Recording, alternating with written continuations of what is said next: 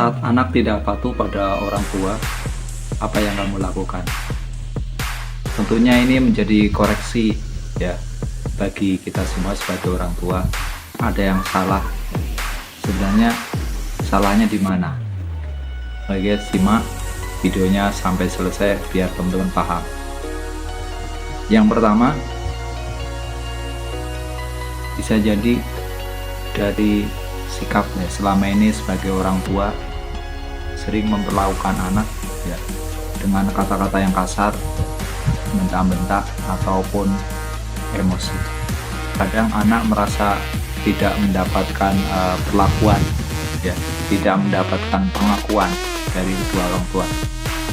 Ingat ya, si kecil ini sama juga ya, sebagaimana manusia, cuma fisiknya saja yang kecil, tetapi sebenarnya dia juga manusia utuh ya, sama seperti kita, mempunyai perasaan ya, pengen dihargai ya kan, pengen diakui. Nah, hal-hal seperti itu kadang mungkin tidak kita sadari ya, dianggapnya adalah si kecil itu selamanya adalah anak-anak, selamanya masih kecil ya, belum semuanya harus nurut dengan kata-kata kita.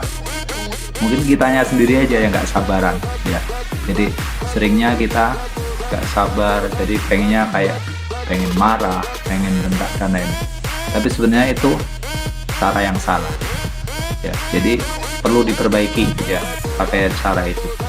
Yang kedua, anak membutuhkan contoh secara nyata dari kedua orang tuanya. Pada umumnya siapa saja ya yang mau memberikan contoh ya prakteknya kepada dia, dialah yang akan nantinya lebih dekat ya dengan si anak. Contohnya misalnya orang tua di rumah biasanya cuma menyuruh lain. Misalnya sudah waktunya sholat asar ya sore hari, sementara orang tua cuma teriak-teriak dan nyuruh, nah ayo sholat, nah ayo sholat gitu. Nah, sementara ya kalau bapak ibu gurunya di sekolah itu, kalau misalnya mendengar azan duhur, anak ini masih ada di lingkungan sekolah, jadi semuanya diajak ya, oleh bapak ibu gurunya diajak ya untuk wudhu bersama, lalu diajak bersama-sama ke musola di lingkungan sekolah ya. Bedanya apa? Nah ini dia, jadi ketika orang tua hanya menyuruh ya kan, tanpa memberikan praktek langsung ya, tanpa mengajar langsung, itu tidak mengena ya, tidak masuk dalam hatinya.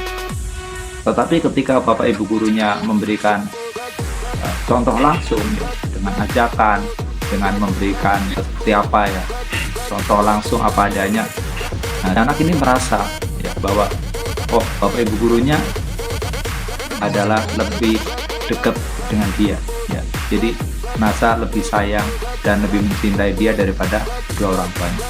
Itu perlu dirubah ya sistemnya ya, dari yang tadinya hanya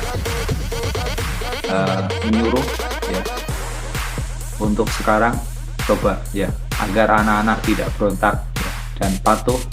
Jadi kedua orang tua adalah contoh langsung ya, bagi anak-anaknya. Apapun ya yang mau kita perintahkan, yang mau kita tugaskan kepada anak, harus dari orang tuanya dulu ya, memberi praktek langsung. Yang kedua, perhatikan kata-kata atau tingkah laku kita ya kepada si kecil.